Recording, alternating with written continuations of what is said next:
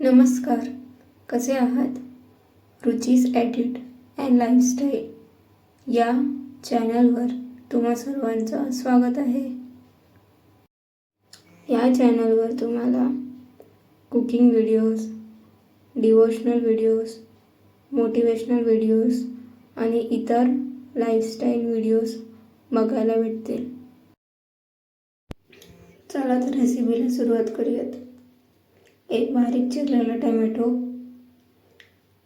कढीपत्ता, 2 बारीक चिरलेले कांदे, बारीक चिरलेली कोथिंबीर, उकळवलेल्या भाज्या, शेजवान फ्राईड राईस मसाला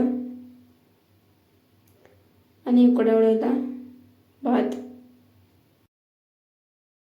मी इथे नॉनस्टिकची कढई घेतलेली आहे.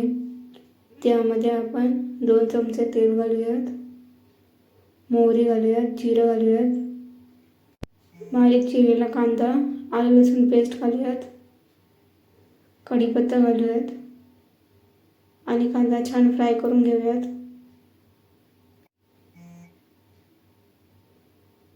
आता यामध्ये आपण बारीक चिरलेला टोमॅटो घालूयात, छान फ्राय करून घेऊयात. फ्राईड राईस मसाल्यामध्ये अगोदरच मीठ असल्यामुळे आपण जेवढा भाजीला लागेल तेवढंच मीठ घालूयात.